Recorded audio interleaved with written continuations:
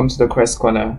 The topic before us today is dividing decimals by whole numbers using the long division, the very simple one. Okay, so I have an acronym when you're performing your long division. I call it the DMSBD. This stands for division, and it's only right that long division starts with division. And this division could also be how many of a particular number can you find in the other number. So M is multiplication, S subtraction, BD means bring down. Once you're done with this process, then you repeat. How do I use this operation to perform my long division? Let's do some examples. We'll be solving 7 questions, and you could go ahead and pause the video right now. Try to solve on your own and see if we'll get the same answer. No calculator, use the long division method. Okay, let's begin. I have 48.8 divided by 4. I'll draw my long division line, and then your dividend, which is 48.8, will stay inside the line, and your divisor, which is 4, will remain outside. Your quotient, talking about your answer, will go on top of the numbers. Okay, now it could help that you write your DMSBD in the paper or just beside where you're solving, so you don't forget. All right, so what do I do first? My decimal point will first of all be transferred to the quotient part, just directly above it. You can see that, so it's just go there, so it won't bother us. Alright, then I can start my DMSBD. So the first one here is division. Now you might also ask, why am I having division in dividing decimals? Like, is that not like a what they call it in English now? Is it tautology? Alright, so division is because the first division is that you divide the whole number here, everything. You divide this number here by 4 all at once. But the division here in DMSBD is telling you that you divide the numbers one by one. So I'll start with this first number here. I would say 4 divided by 4. The answer is what? 1. That'll be at my quotient part. Then go to multiplication. I'll multiply back down, just directly under what I just divided. So 4 times 1 will give me 4 back down. Then what do I do next? I'll subtract 4 minus 4. That'll be 0. Then I'll bring down the next number after 4. You can see I'm dividing it one by one. That's what I mean by the D being different from your normal division in the question. So you divide numbers one by one, unit by unit. Okay. So I'll bring down my 8. Okay. Then 4 in 8. How many 4 can I find in 8? That'll be 2. Straight to my quotient part, just directly above the 8 I just divided. So please, your arrangement really matters. If you scatter your arrangement, then you might get confused and eventually make a mistake. So please be very careful. Alright, then I'll multiply back down. 4 times 2 will give me 8. Then I subtract, which will give me 0. Now you can see I've placed my decimal at the quotient part already, so there is no disturbance here. Just bring down the next number. Okay, so I'll bring down 8. And then 4 in 8 will give me what? 2. That's the division. I'll multiply back down. 4 times 2, I have 8. Subtract, which will give me 0. Now normally I have to bring down, but because I've exhausted all the dividend, then that means I've gotten my answer already. So my answer for this division will be 12.2. Okay, example 2. I'll pick up the pace now because I believe I should get the flow by now. Alright, so I'm having 72.24 divided by 6. Again, I'll correctly place my numbers. My decimal point first will go to my quotient part. Alright, then I start my division. I'm doing 7 divided by 6. Now it means how many 6 can I find in 7? You would notice that 6 cannot perfectly divide 7. But then you could get how many 6 you can find in 7. You could use a multiplication table to get this as well by doing 6 times 1, 6. 6 times 2, 12. When you get to a number above what you're trying to divide, you stop. And then you go back to the smaller one. So what I mean, I can't use 6 times 2, 12, because 12 is bigger than 7. But I can use 6 times 1, 6. Although it's not up to 7, it's the closest to 7. And that way I can use it. So I'll be using 1. I hope you get my points. Don't worry, as we progress, you get to understand it better.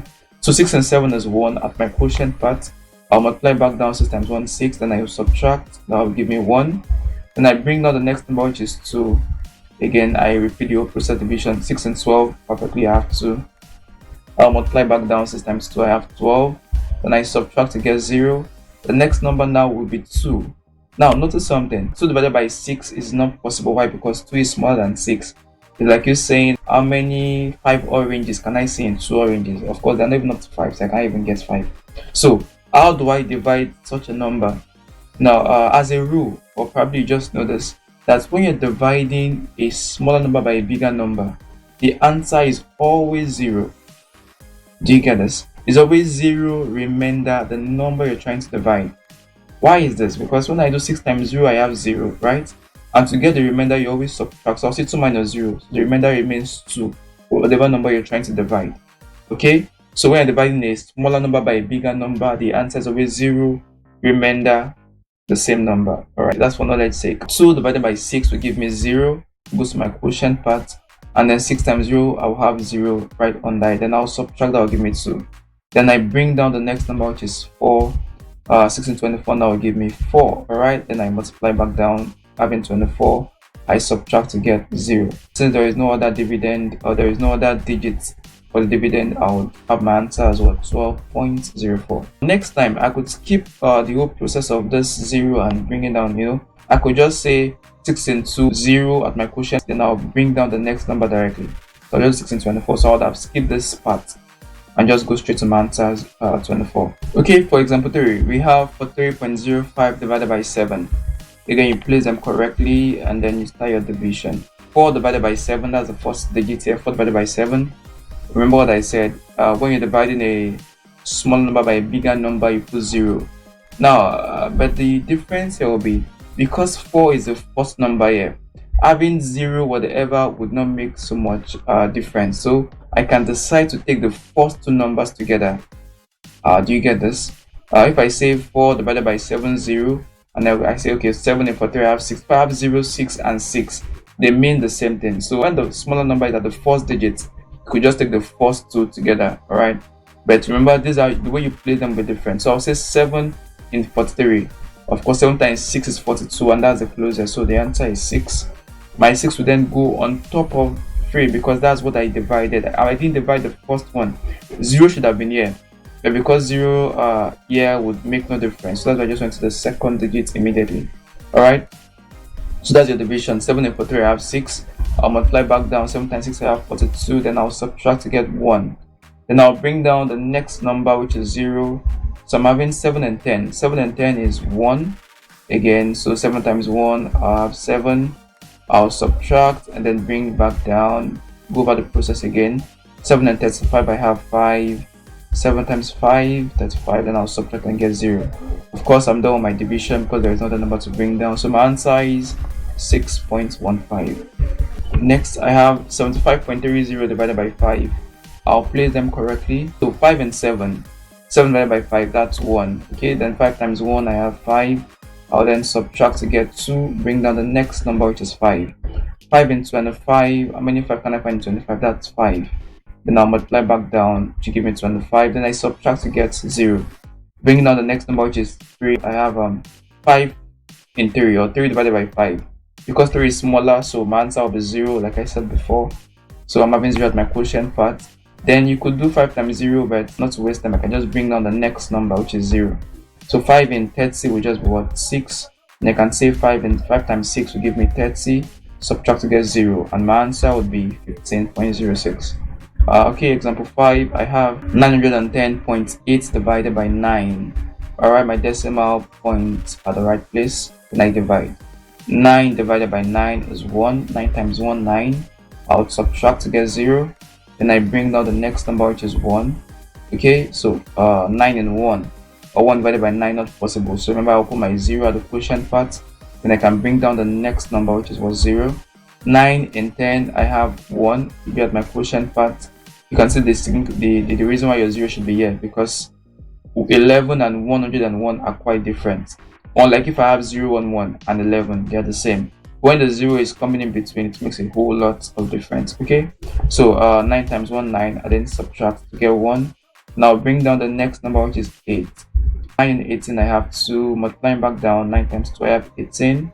Subtract to get 0, and I'm done with my division. So my answer is 101.2. So next one, I have 6.4 divided by 8. Alright, my decimal point first at the quotient. Then I do 8 divided by 6. Again, it's smaller, so I'm having 0. Now, you would recall that I said when the first digit is smaller, you could just move over to the next number without putting 0. But for this one, 6 is the only whole number here, so I have to put a number here as well, and in this case to be 0. Okay, so I'll multiply back down. 8 times 0, I have 0, then I'll subtract to get my 6 and bring down the next number, which is 4, and then 8 and 64. That's my division again. That will be 8. I'll multiply back down. 8 times 8, 64. Subtract to get 0, and my answer is 0.8. Finally, I have 0.54 divided by 9.